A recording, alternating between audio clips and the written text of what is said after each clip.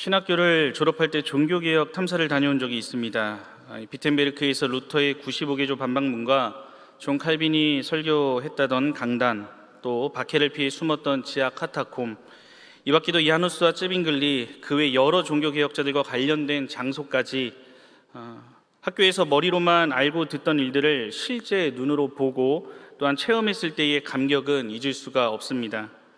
알고 있던 내용들이라도 현장에서 체험한 후 안내자와 또 함께한 교수님의 설명까지 그 자리에서 들으니 그 상황을 떠올리게 되고 더 깊은 감동이 있었습니다.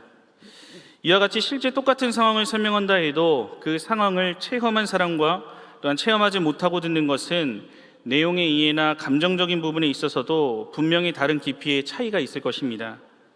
오늘 본문은 여호수아의 최후 설교로 불리는 장면으로 신명기에 모세가 있던 세 편의 고별 설교와 그 성격을 같이 하지만 이를 듣는 이스라엘 백성에게는 분명한 차이가 있었습니다.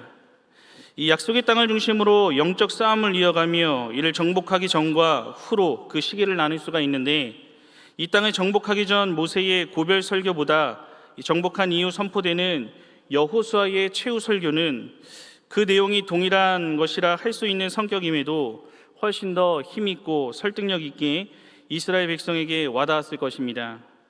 이에 대한 이유는 이미 목적하던 약속의 땅을 정복하는 기간과 또한 기업을 분배하는 그 시간 동안 우리 하나님께서 그들에게 행하신 놀라운 역사의 손길을 직접 체험한 후였기 때문입니다.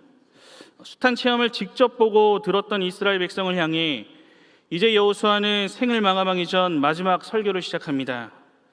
이제 희년까지 한 달도 남지 않은 이 시간을 통과하는 이때에 우리 하나님이 이루신 일들을 수없이 체험한 성도가 우리에게 남아있는 영적 전투를 이어갈 때 잊지 말고 새겨야 할 모습이 무엇인지를 함께 생각해 보고자 합니다. 이에 대해 첫째로, 영적 전투에서 우리를 위해 싸우시고 승리하게 하시는 주체가 하나님이심을 끝까지 믿고 나아가야 합니다. 오늘 본문 1절에서 5절까지의 말씀을 함께 봉독하겠습니다. 시작. 여호와께서 주위의 모든 원수들로부터 이스라엘을 쉬게 하신 지 오랜 후에 여호수아가 나이 많아 늙은지라 여호수아가 온 이스라엘 곧 그들의 장로들과 수령들과 제판장들과 관리들을 불러다가 그들에게 이르되 나는 나이가 많아 늙었도다. 너희의 하나님 여호와께서 너희를 위하여 이 모든 나라에 행하신 일을 너희가 다 보았거니와 너희의 하나님 여호와 그는 너희를 위해 싸우신 이시니라.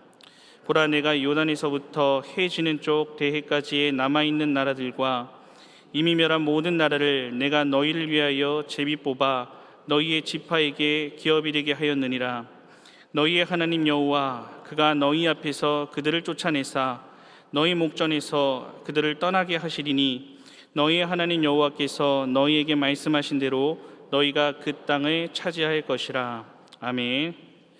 이 본문은 이스라엘에게 약속의 땅에서 승리와 안식을 주시겠다는 하나님의 약속이 성취되었음을 여호와께서 이스라엘을 쉬게 하신 지 오랜 후에라고 하는 이 말씀으로 확인할 수 있습니다.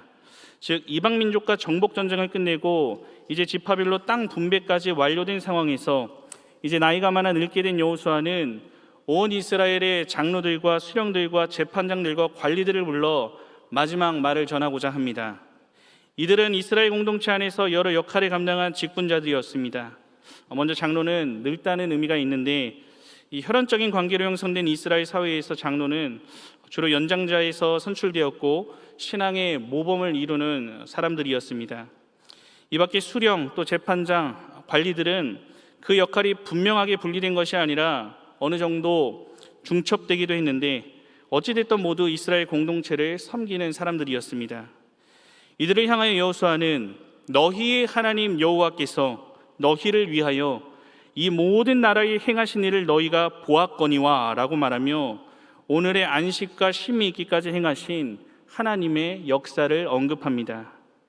이 본문에서 보았다는 것은 일반적으로 보는 행위뿐만 아니라 지적이고 영적으로 깨닫는 행위까지를 뜻합니다. 즉 1차적인 의미에서 이스라엘 백성이 가나안 땅을 정복하는 모든 기간을 통과하고 안식을 얻기까지 여호와께서 행하신 모든 역사들을 시각적으로 분명히 보았다는 의미에 더해서 눈으로 본 그 사건들을 통해 하나님이 살아계신 분이고 이스라엘 공동체를 어떻게 인도하시는 분인지 충분히 영적으로 깨달아야 한다는 말씀입니다.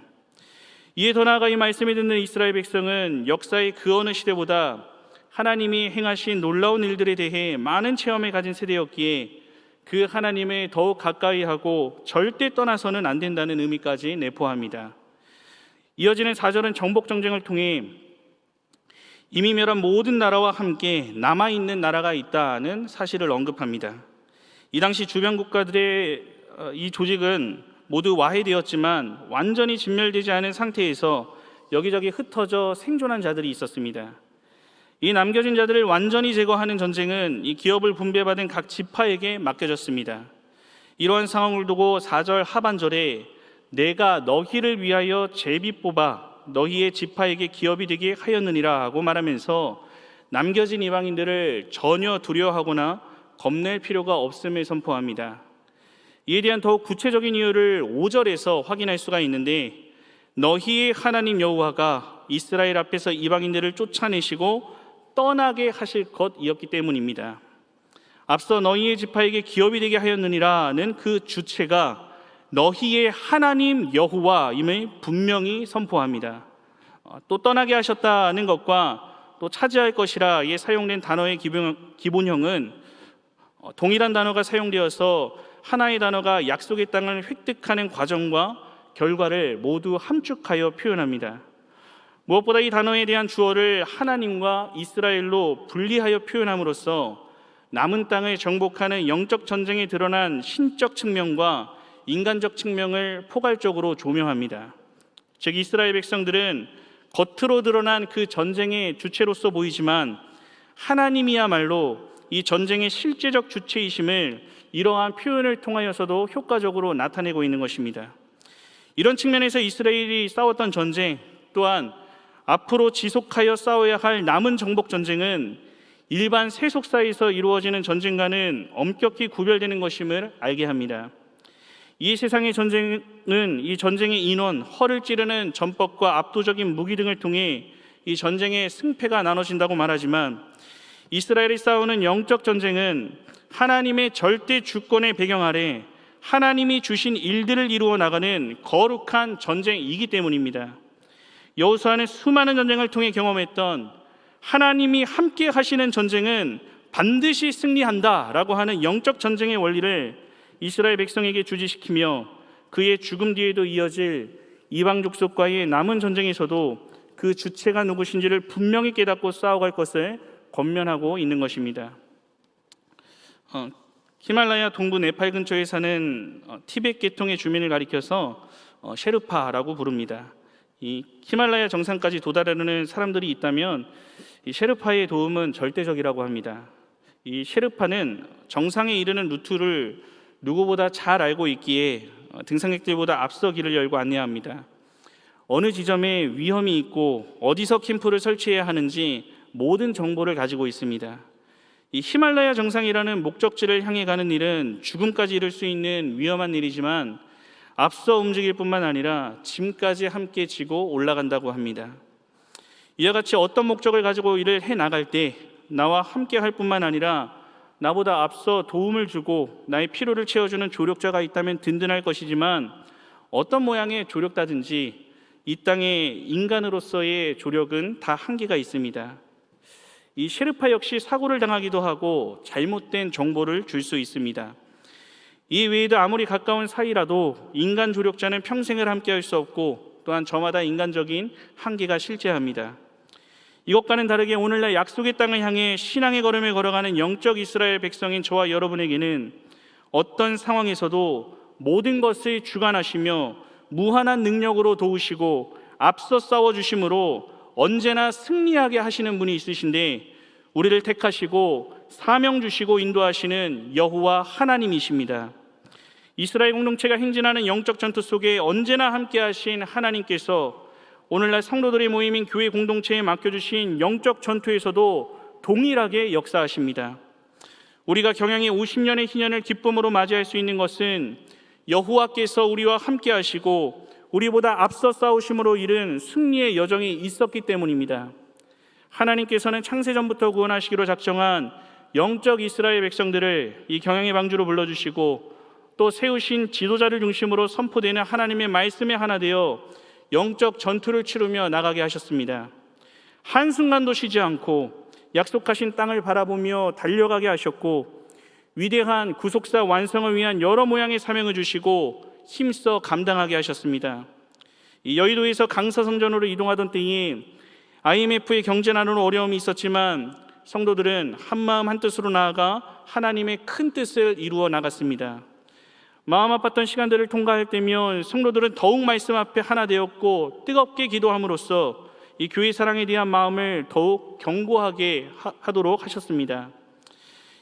우리 교회가 이대로 가면 파산할 것이라는 외부의 온갖 말들 속에서도 맡겨주신 일을 묵묵히 감당해 나갔고 오히려 희년 비전헌금과 10의 2조까지 생애 최고와 전부를 바쳐 충성함으로 이제는 대외적인 헌당을 마무리했습니다. 어떤 상황에서도 세계 선교를 감당하고 후원하는 일을 멈춘 적이 없었고 이 코로나 중에도 신대원 후원을 늘려나갔습니다. 또한 별들의 학교를 통해 입학하는 별님들도 매년 멈춤이 없었습니다. 이 밖에도 사람의 힘으로 해냈다고 할 수 없는, 말로 다 할 수 없는 여러 영적 전투를 쌓아나갔고 승리하며 이 자리까지 나아왔습니다. 이 모든 일이 오늘 여호수아의 고백과 같이 우리의 하나님 여호와께서 우리를 위해 싸우심으로 얻게 된 승리임에 분명합니다. 이제 희년을 얼마 남겨두지 않은 우리는 이 희년으로 말미암아 모든 것이 끝나는 것이 아닙니다. 이스라엘에게 남겨진 일들을 통해 그 사명을 지속해야 했던 것처럼 우리 역시 앞으로 주어지는 사명을 바라보며 그 일들 또한 더욱 힘있게 감당해 나아가야 합니다.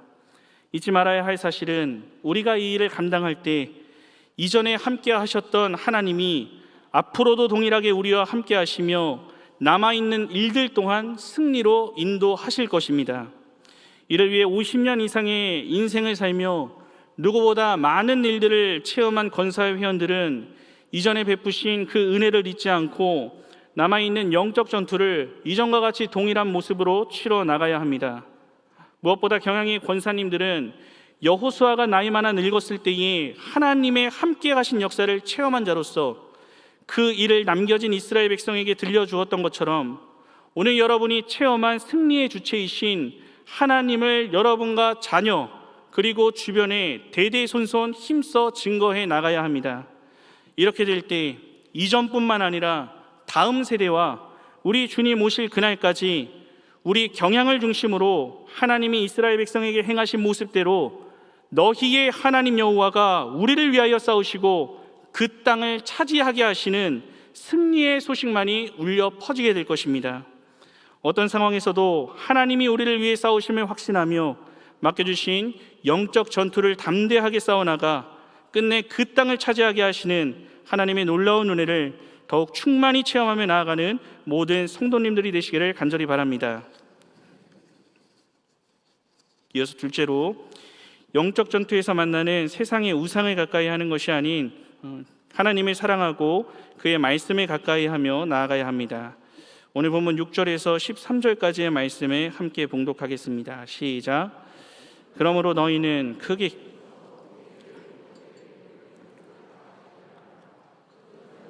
우로나 자로나 치우치지 말라. 그들의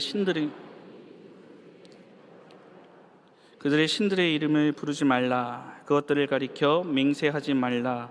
또 그것을 섬겨서 그것들에게 절하지 말라. 오직 너희의 하나님 여호와께 가까이 하기를 오늘까지 행한 것 같이 하라. 이는 여호와께서 강대한 나라들을 너희 앞에서 쫓아내셨으므로 오늘까지 너희에게 맞선 자가 하나도 없었느니라. 너희 중 한 사람이 1000명을 쫓으리니 이는 너희의 하나님 여호와 그가 너희에게 말씀하신 것 같이 너희를 위하여 싸우심이라. 그러므로 스스로 조심하여 너희의 하나님 여호와를 사랑하라. 너희가 만일 돌아서서 너희 중에 남아있는 이 민족들을 가까이 하여 더불어 혼인하며 서로 왕래하면 확실히 알라. 너희 하나님 여호와께서 이 민족들을 너희 목전에서 다시는 쫓아내지 아니하시리니 그들이 너희에게 올무가 되며 덫이 되며 너희의 옆구리에 채찍이 되며 너희의 눈에 가시가 되어서 너희가 마침내 너희의 하나님 여호와께서 너희에게 주신 이 아름다운 땅에서 멸하리라. 아멘. 이제 여호수아는 모세의 율법책에 기록된 말씀을 다 지켜 행하라고 말하면서 이를 위해 크게 힘쓸 것을 권면합니다. 이에 대한 이유는 이어지는 말씀과 같이 말씀을 떠나 또한 우로나 좌로나 치우치지 않기 위해서 필요한 모습이었습니다. 이에 대해 주목할 것은 이 말씀이 여호수아가 모세의 뒤를 이어 이스라엘의 지도자로 세워졌을 때 하나님께 받은 그 말씀과 일치한다는 사실입니다. 본문 여호수아 1장 7절에서 8절을 보면 나의 종 모세가 내게 명령한 그 율법을 다 지켜 행하고 우로나 좌로나 치우치지 말라. 이 율법책을 내 입에서 떠나지 말게 하며 그 안에 기록된 대로 다 지켜 행하라는 이 내용과 일치함을 보게 됩니다. 즉 여호수아는 소명을 받아 직분을 감당하는 동안 하나님께서 주신 말씀을 그 생의 마지막까지 얼마나 힘써 지키며 살았는지를 알 수 있습니다. 이어지는 말씀은 앞서 소개된 남겨진 이방 민족들 안에 들어가 이방이 섬기는 신들의 이름을 부르거나 맹세하거나 절하지 말라고 경고합니다. 이 이스라엘 백성에게 이방 민족들 안에 들어가지 말라는 것은 이들이 섬기는 우상 때문이었습니다. 즉 단순히 이방인 자체가 아닌 우상과 더불어 우상을 숭배하는 이방인들이 이유였습니다. 심지어 부르지 말라라고 하면서 이방신에 대해 입 밖에도 꺼내지도 말 것을 명령합니다. 절대로 해서는 안 된다는 아주 강한 부정 명령문으로 이방신들을 내적으로 추구하거나 조금이라도 끌림을 받는다거나 이름을 외우는 행위까지도 강하게 금지하고 있습니다. 이를 통해 이스라엘 백성들이 마음으로 우상을 추구하는 것부터 철저히 경계시키고 있는 것입니다. 실제 외적인 우상 숭배는 겉으로 드러난 행위 이전에 먼저 내적인 추구에서부터 시작되는 경우가 많기에 이 죄가 행동으로 드러나기 전 먼저 그 마음을 장악하고 지켜나갈 것을 권면한 말씀입니다. 또 맹세하지 말라라고 했습니다. 이 당시 맹세는 엄숙히 확언하는 말로써 하는 진술이나 서약의 형태를 띠었습니다. 맹세의 신빙성을 더하기 위해 양 당사자보다 위대하거나 또 권위가 있는 3자의 이름을 빌려 그 권위자의 신실성을 근거로 약속 이행을 보장했습니다. 이런 맥락에서 인간이 만들어낸 이방신의 존재를 인정하게 되는 것이고 그 권위와 신실성을 받아들이며 이것에 굴복한다는 의미이기 때문에 이를 금했습니다. 또 섬겨서 절하지 말라라고 했는데 이것은 내적인 믿음의 대상이 된 이방신에 대해 이제 적극적으로 굴복하고 행함으로 섬기고 봉사하는 단계를 말합니다. 즉 점층적으로 우상을 섬기는 단계를 설명하면서 하나님의 말씀을 떠나서 우상을 추구하고 신뢰하고 섬기는 행위를 절대적으로 금지한 말씀입니다.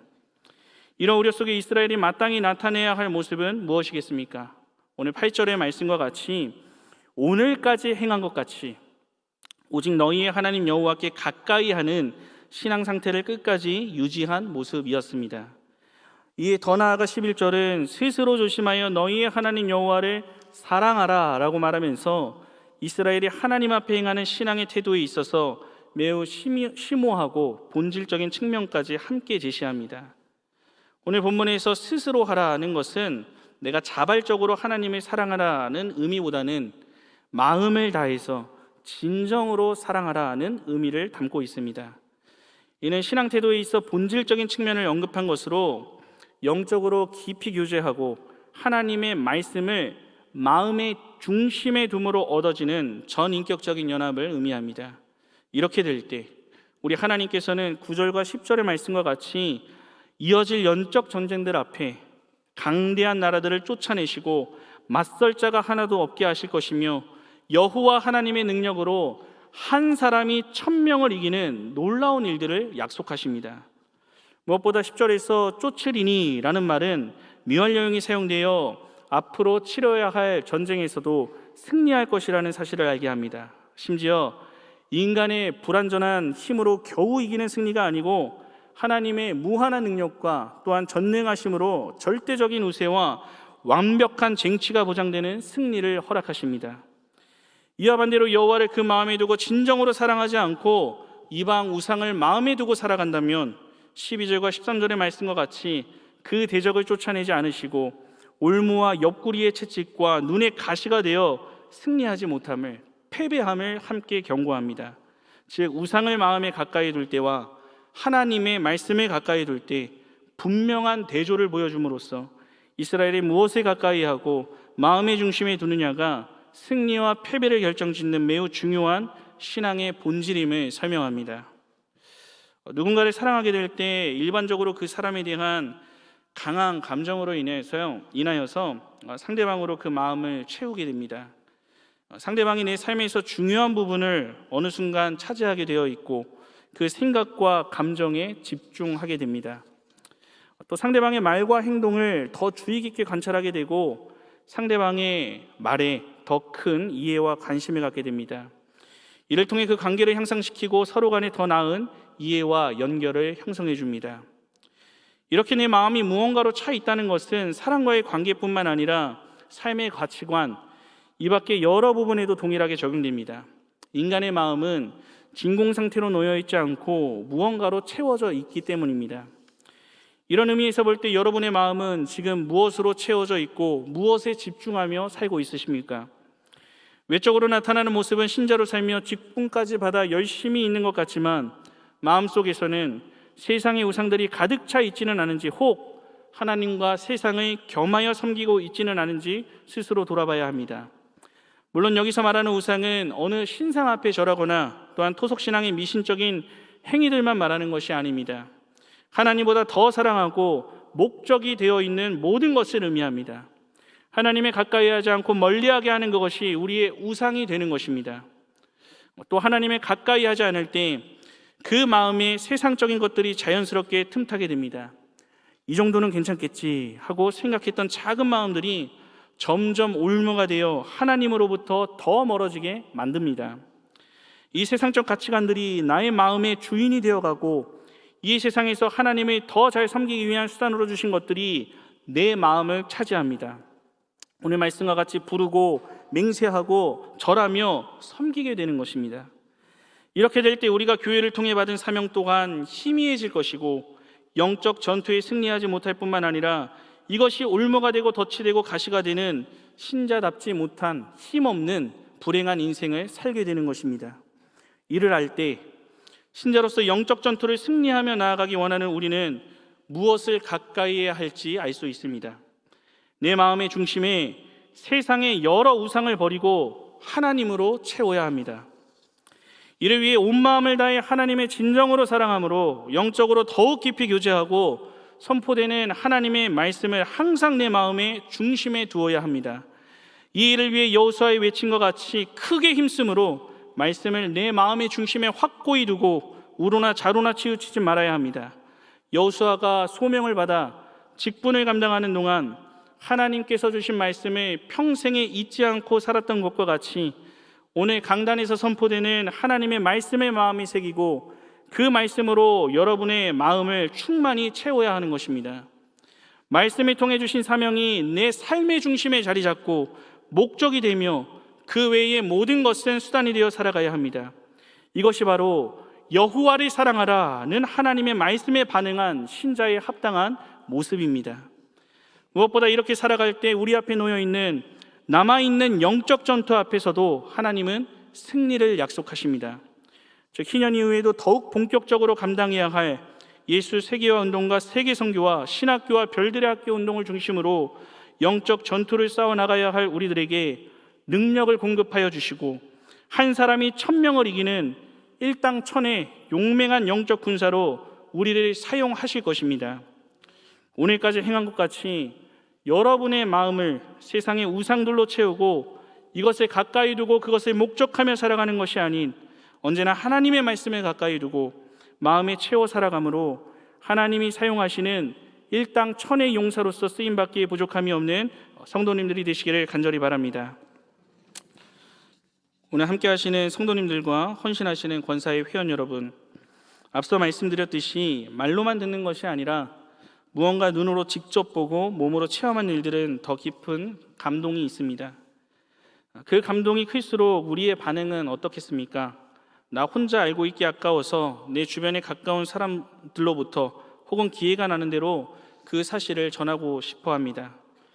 이런 의미에서 경향이 권사라면 이 교회를 통해 역사하신 하나님을 누구보다 많이 듣고 또한 체험했다는 사실을 기억하고 여호수아가 이스라엘 백성에게 힘있게 증거한 그 말씀과 같이 우리 역시 그 일을 후손들에게 증거하기 힘써야 합니다.